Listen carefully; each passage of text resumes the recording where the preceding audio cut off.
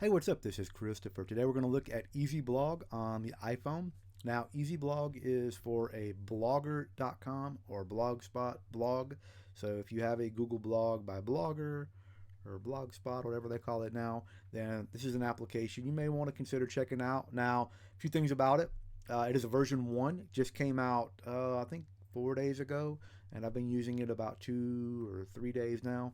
And a couple shortcomings to it. One, you can't use an image into your post, or you can't upload a video, and a couple other little things that I'll get into in the video, but I just wanted to point that out from the beginning.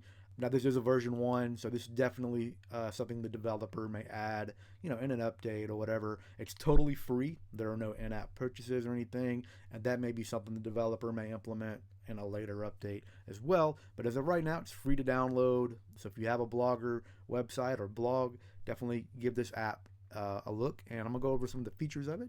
So up here in the top right, you have this little 3-prong menu. You can go ahead and tap that. You can view blog, about, settings, tutorial, or sign out. The tutorial will pop up the first time you launch the app, whatever. So it's just basically showing you some of the things that you can do in the application here. You do have some settings in here. You can order the post, and you can change the order that they show, either from last updated or last created. Publish confirmation. So once you start writing, if you want to go ahead and publish your work, it will give you a notification saying, hey, are you sure you want to publish this post? And you go ahead and confirm that. Auto sync, it will auto sync your data while editing, which is a great feature. And you can look at the about here. It's just privacy terms and conditions, and you'll notice that it is version 1.0. So you'll notice here on all, showing you all the posts that I have on this blog. I can look at the published ones, and I can look at drafts. So really quick, let me tap this, and we're just going to type in draft here, and then we'll give it a tag, draft, and then we will put some content here. Type in draft, and then I'm just going to tap this little folder icon right here on the top right, and that is a draft. You'll notice that you can tell the published post from the draft by the green P or the green circle with the P for published, or you have this grayish circle with the D in it, and that is for drafts. I come over there to drafts, you'll see the draft versus the published, or I can look at the all view. Now I'm going to create another post right here. So you give your post a title. So we will say this is a title, and we will give it a label, which is basically just a keyword tag. So this is a keyword. You could use a comma to separate those. Tag and label, whatever you prefer to call those. And then you have your content. Now here's one thing that I don't like about the app or whatever. It's not a huge deal. It's just something that hopefully the developer will address this. So you'll notice the B here for bold. So if I press B, which I've just pressed it, there's no indication that the B has been tapped until I start typing. You can see that it's in bold. Now if I tap the B again, there's no indication that bold has been pressed or not. So if I start typing and type not bold, you can tell the difference between bold and not bold. But on screen, if I accidentally tap that B, I wouldn't know it. Maybe I'm typing, I'm not paying attention, and then I have to go like unbold all my stuff or whatever. So just something that's kind of irritating. If you want to use italics or underline, just highlight a word. You can go ahead and tap italics, and you can add the underline to it. Of course, you can use italics without having to select the word.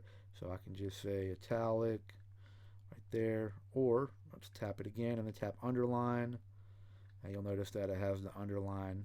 It's got underlining underline, but again, it doesn't give you any type of notification that I have actually tapped that button until you start typing. So maybe the developer could add like a color, or maybe like a box around it or something, some kind of notification to let us know, hey, this has been selected. You also have numbered list here, list 1.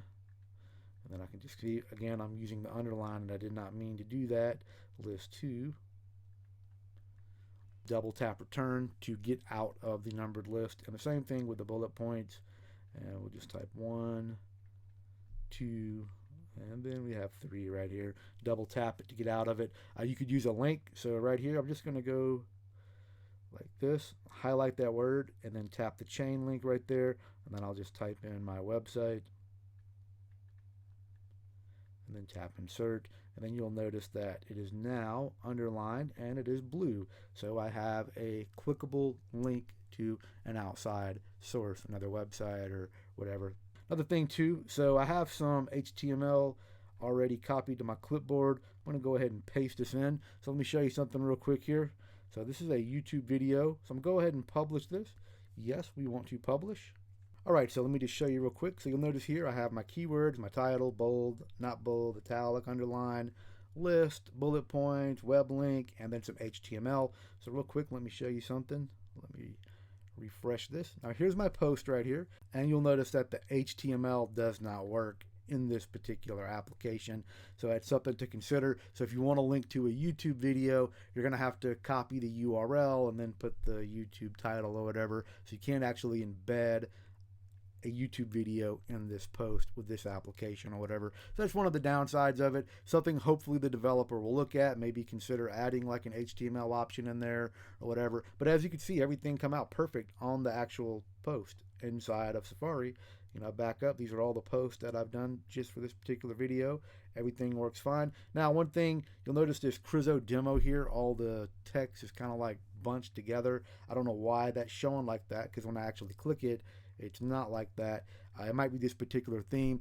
I just set this blog up just for this demonstration, so I don't know. I have to look at that. But other than that, the app is free to download. No in-app purchases.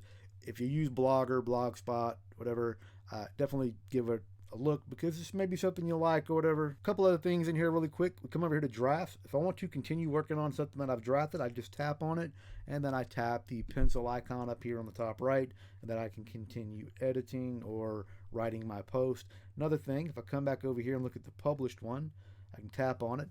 You'll notice now you have this eye icon up here. Looks like an eyeball. You could also edit with the pencil as well. But if you tap the eye, you have an in-app browser right here, and you can view your post, how it views on the web. It's well done. No problems with there. And if I want to edit something, just tap the pencil, and then I can continue to edit it. Obviously, I would want to delete all this since it does not work. Whoops.